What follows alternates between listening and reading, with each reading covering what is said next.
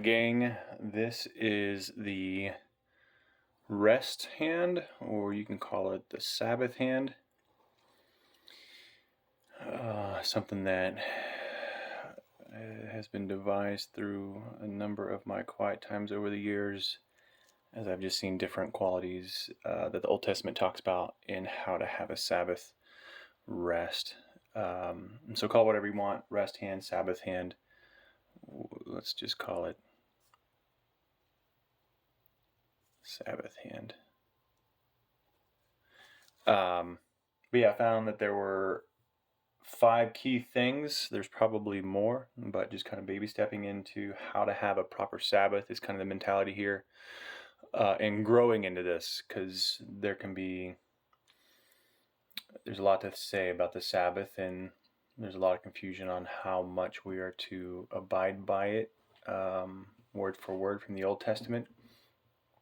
So that's not what we're getting into exactly, more so just some of the key principles that characterize one Sabbath. So not going to get into what day it should be on. Personally, I do mine on Mondays. But yeah, so let's just get into it real quick before this thing gets too long. So the thumb, so it's going to kind of go backwards from when we do the word hand, but the thumb is going to represent rhythm.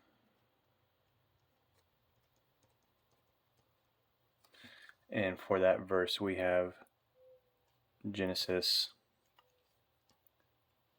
2:1-3. And that states the very last verse, verse 3. Then God blessed the seventh day and sanctified it, because in it he rested from all his work, which God had created and made. And so in the 6 days that he created the earth, heavens and the earth, and then the seventh day he rested, he is modeling for us rhythm. We have now a battle rhythm to our rest and work for the week. And I think that's why Jesus says that the Sabbath is for man. It is for us, lest we burn ourselves out with too much work or too much rest. And so I think God here is modeling rhythm for us. And so that is one reason why we have a Sabbath day of rest.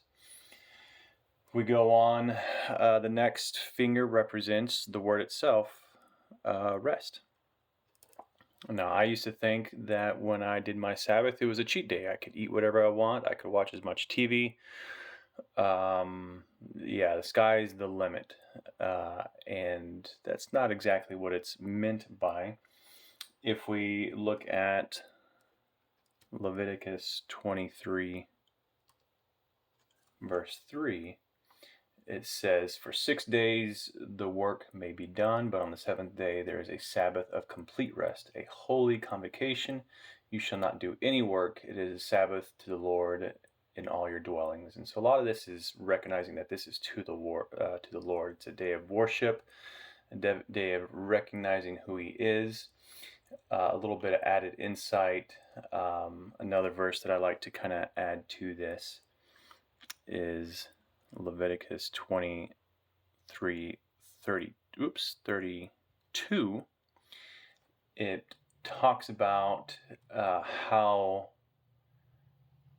the rest, so this one reads it is a Sabbath of complete rest to you, and you must humble yourselves on this day, on the 9th day of this month.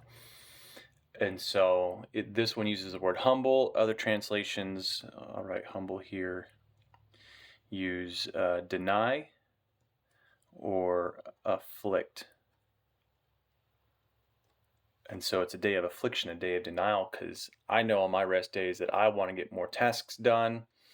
I want to do me. I want to do things that I want to do, essentially. And so whether I'm concerned about it or whether I'm desirous about it. And so it's really a day of humility. Humble means lowly, low to the ground of the earth, essentially. And so we have to deny ourselves. We have to afflict the natural tendencies of our souls that want to do.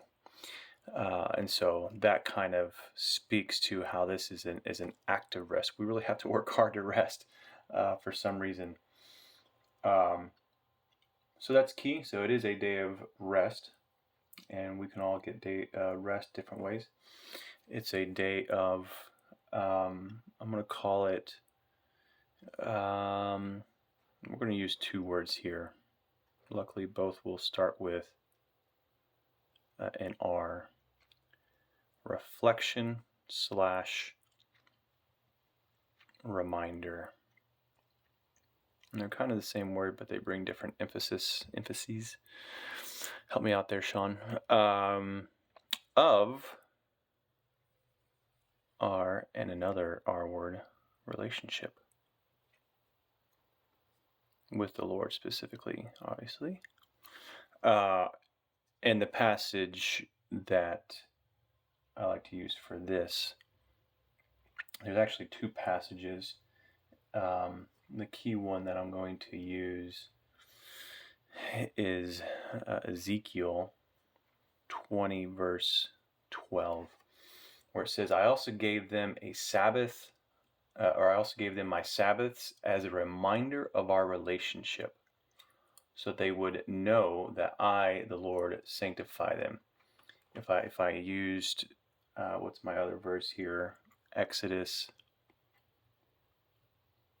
31:13. This one reads,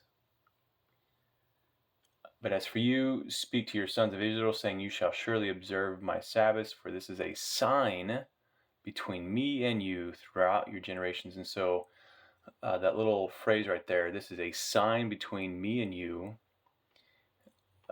is the same thing, just a different translation, NET, New English Translation, that this Ezekiel 20 verse 12 passage says, a reminder. So a sign, you think of, you're driving on a highway and you see a sign or an advertisement, whatever the case may be, it's a reminder. We're kind of getting into some of the deeper Hebrew meanings behind the word sign. We see it in the word significance or signature, the word sign in of itself, like a stop sign. And so that we can see where this reminder word comes into play. The sign is to be a reminder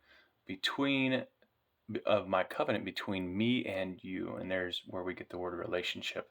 So I like that. It's a time of reflection, a reminder of our relationship. You can kind of personalize this to one's, if you're married, wedding ring. We wear a wedding ring as a sign or a reminder of one's marriage. You can also look at a date night. You have a date night with your spouse to keep the marriage alive, to remind yourselves of why you're together, to appreciate and delight in one another. And so we have these things as reminders of our relationship. And so kind of the Sabbath in a weird sort of way is a date day with the Lord. That's one way you can look at it. Moving on, it is a day of reverence. And with that, we have Leviticus 19:30. Leviticus 19:30 reads, you shall keep my Sabbaths and revere my sanctuary. I am the Lord. And so there's this reverence that is to be had, that God is God. And we need reminders of that. If we don't do this part and afflict ourselves, we are very likely to try to become gods ourselves. And so this day becomes a day of reverence. Yeah, no, I am not my own king or queen. I have a God whom I'm served, but there is a joy in that, which brings us to our final one. Sabbath day is a day of rejoicing. For that we have Isaiah 58:13. through 14, which states, "It is because of the Sabbath you turn your foot from doing your own pleasure." So I like that. Well, it says, "If because of the Sabbath you turn your foot from doing your own pleasure on my holy day." So again, there is that tension of wanting to do our own pleasure, "and call the Sabbath a delight, the holy day of the Lord honorable, and honor it, desisting from your own ways, from seeking your own pleasures and speaking your own word, then you will take delight in the Lord, and I will make you ride on the heights of the earth, and I will feed you with the heritage of Jacob your father, for the mouth of the Lord has spoken." And so I really like how that kind of wraps up our tendency is to make our Sabbath day a day of rest, or any day for that matter, a day for our own pleasures. But this is kind of a protective measure. God is setting the Sabbath in place, lest we just kind of do our own thing and become our own gods, rulers of our own kingdom, instead of God over us. And so that is the Sabbath hand, or the rest hand.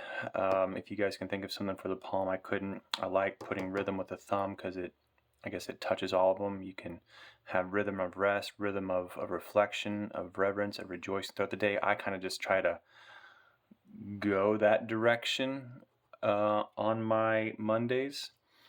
Now the application piece is, if we put, I guess we can put application here, but just TTPs as you can start off, baby, crawl, walk, run this thing. And so it can be for 30 minutes that you go through this. It can be and then start building up your time to 1 hour, 2 hours, and so on, where you are sitting with the Lord, silence and solitude, the best that you can. Of course, we're all in different stages of life, single, dating, married, children, and so on, grandchildren. And so I do think that there are ways to lace these principles. Again, these are all principles, not so much methods. The methods are going to look different for all of us. But it is good that to schedule this, to designate this. Some of the things that I do is I will not buy things on Mondays. Now, these are dashed lines. If it's like after 6 p.m. or if it's an unplanned event with a friend that's in town, I might go against that just for the sake of the fellowship and such. But all in all, if I'm left to my own devices, I will not buy things. I try not to like microwave or heat things. I use food from the day before. I don't know how to write that, but I will do no screen time. That includes TV, that includes my phone, from a.m. to 5 p.m. And I've had to build up to that. For a while it was just a couple hours, then it was from 8 to 12, and then 8 to 5. Sometimes I have to go outside of that when I know I have Army Reserve duties. Sometimes we have a 1400 meeting, and I do have to attend to that. I don't know how to get outside of that. I will also, and I don't, no scheduling. So I will not schedule time with people, Bible studies, events. I will do things spontaneously. So if someone asks me on that day, hey, let's go fishing, I might just go fishing. So I do leave room for spontaneity. What else?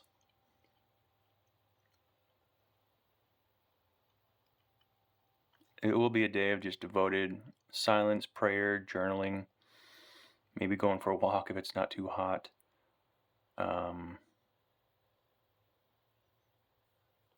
Yeah, those are a few tips right there. But that is the rest hand, gang. Start practicing that. Let's get ready for not this Friday, but next.